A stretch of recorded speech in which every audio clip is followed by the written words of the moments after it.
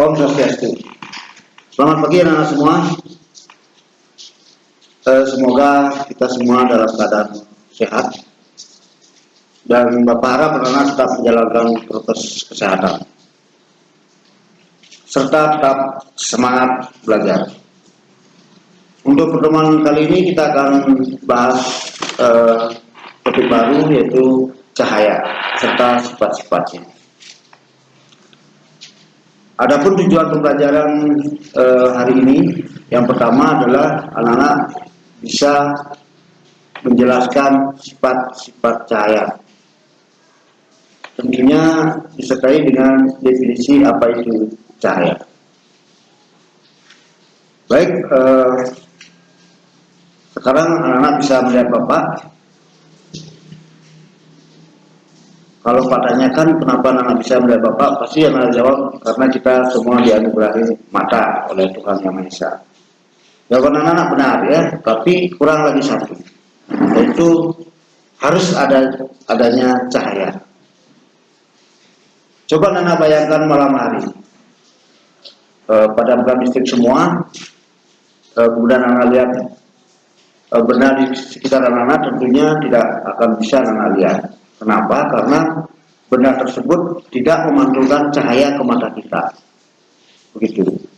Untuk kita melihat tentunya ada dua syarat. Yang pertama alat penglihatan yaitu mata, dan kedua ada cahaya atau sinar. Apa itu cahaya sebenarnya? Cahaya adalah suatu bentuk energi yang merambat berupa gelombang elektromagnetik. Minggu lalu kita sudah pelajari dua jenis gelombang ya, yaitu gelombang mekanik dan elektromagnetik. Di mana gelombang elektromagnetik ini merambat tanpa memerlukan medium. Adapun sifat-sifat cahaya ya, yang pertama yaitu cahaya merambat lurus. Itu kita buktikan dengan cahaya senter ini. Ya, kalau Pak nyalakan ke samping, bisa dilihat ya.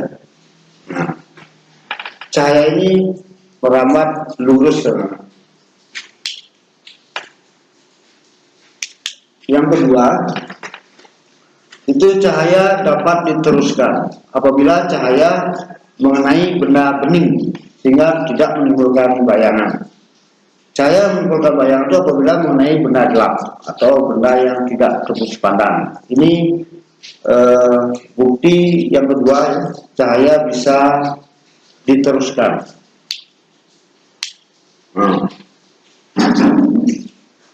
Cahaya yang melewati gelas ini akan diteruskan atau bisa menembus gelas, itu istilahnya ya. Kemudian yang ketiga, cahaya dapat dipantulkan. Ini Bapak bawakan cermin. Ya, ini cahayanya. Nah, bisa dipantulkan oleh permukaan cermin. Coba lihat. Kemudian sinar yang menuju cermin ini disebut dengan sinar datang. Kemudian yang dilakukan pemantulan oleh cermin itu disebut dengan sinar pantul. Ini sesuai dengan teori Snellius. Yang pertama,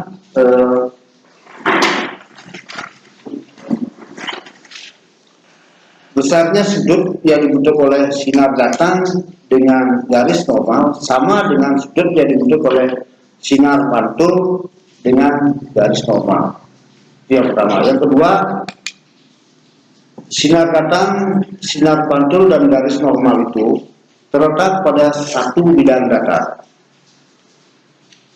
Kemudian sifat cahaya yang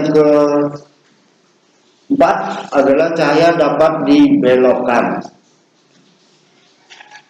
Ini Bapak bawakan gelas isi air, kemudian sebuah pen ya, kita buktikan. Nah, coba anda lihat.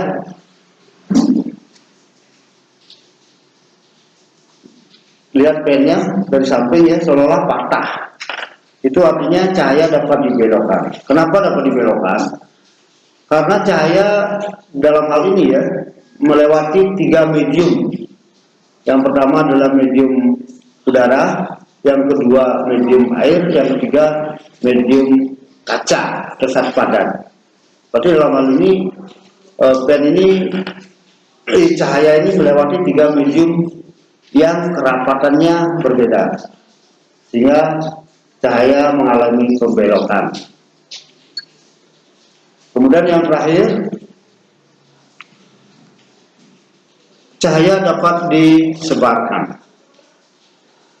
Itu buktinya saat ada pelangi, dimana sehari-hari kita melihat cahaya matahari itu monokromatik, ya, satu warna. Tapi setelah disebarkan oleh butir-butir air hujan, itu akan menyebabkan warna itu seperti pelangi, ya, magico hibinium. Sebenarnya warna cahaya matahari itu adalah polikromatik atau banyak warna. Untuk lebih lengkapnya, Bapak akan putarkan video berikut. Silakan anak-anak menyimak dengan seksama. Kita sebetulnya sudah belajar mengenai cahaya dari SD. Nah, masih ingatkah kalian apa itu pengertian cahaya? Cahaya adalah sebuah energi yang berupa gelombang elektromagnetik. Cahaya sendiri tidak memiliki wujud, tidak bisa disentuh, namun cahaya ada di sekitar kita. Karena tidak memiliki wujud, maka kita tidak bisa menyentuh atau memegang cahaya, tetapi cahaya membantu kita untuk melihat benda-benda di sekitar kita.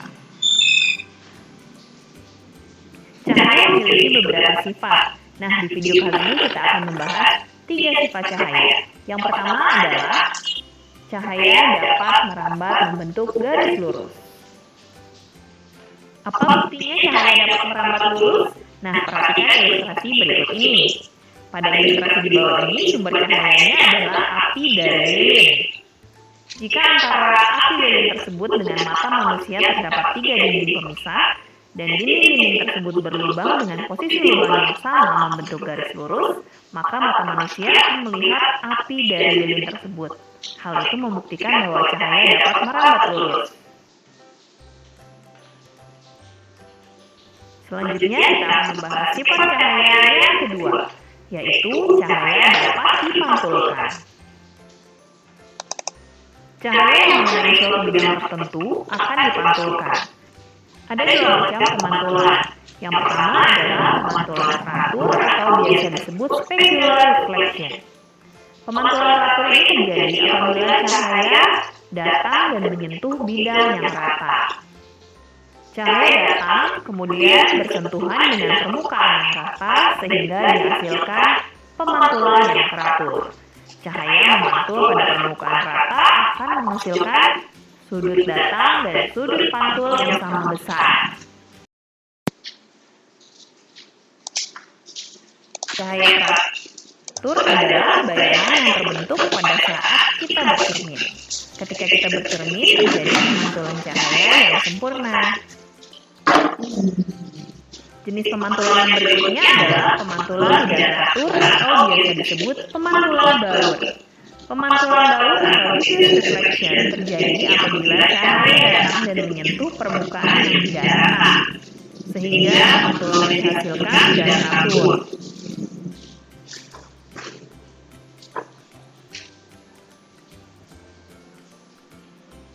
Contoh pemantulan baur adalah pada saat kita bercermin atau melihat bayangan kita di permukaan air yang bergelombang. Berikutnya kita akan membahas hukum Snellius 1 pada pemantulan cahaya. Perhatikan ilustrasi berikut ini. Sinar datang atau incident ray akan menghasilkan sinar pantul atau reflection ray.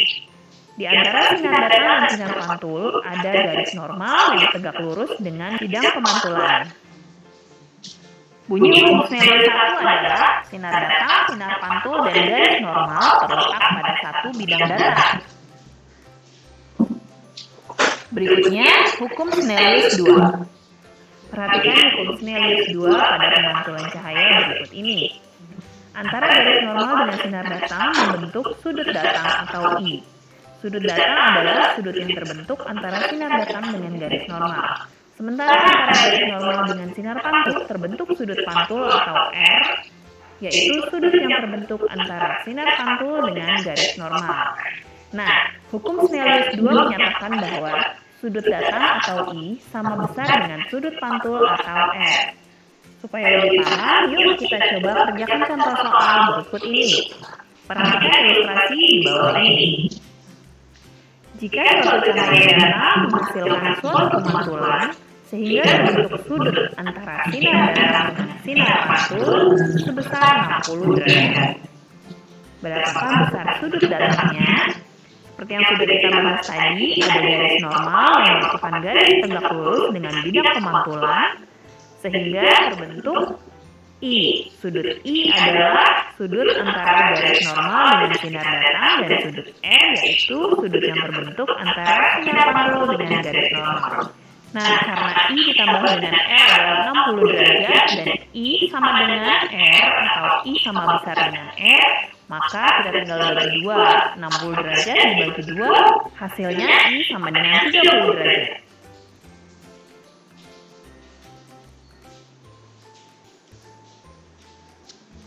Nah, berikutnya kita masuk ke sifat cahaya yang ketiga, yaitu cahaya dapat dibiaskan. Pembiasaan adalah peristiwa perubahan arah cahaya atau peristiwa pembelokan karena adanya perbedaan medium. Perhatikan gambar berikut ini. Sebatang pensil akan tampak seperti patah jika kita masukkan ke dalam air. Hal tersebut menunjukkan adanya pembiasan cahaya akibat perbedaan medium. Mengapa perbedaan medium dapat menyebabkan pembiasan? Cahaya dibiaskan atau dibelokkan karena cahaya melewati dua medium yang berbeda kerapatan optiknya. Agar lebih mudah memahaminya, perhatikan ilustrasi berikut ini. Jika medium satu adalah udara yang memiliki molekul renggang atau kerapatan optiknya rendah, kemudian cahaya akan merambat masuk ke medium kedua yang merupakan air dengan molekul rapat atau kerapatan optiknya tinggi, maka cahaya akan seperti tampak dibelokkan.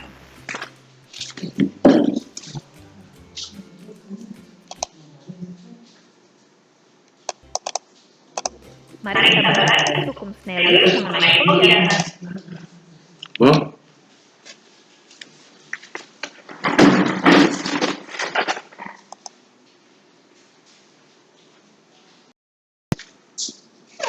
Ya, seperti uraian di video tadi, ya, cahaya itu mengalami pemantulan, dan jenis pemantulan itu ada dua, yaitu pemantulan teratur dan baut.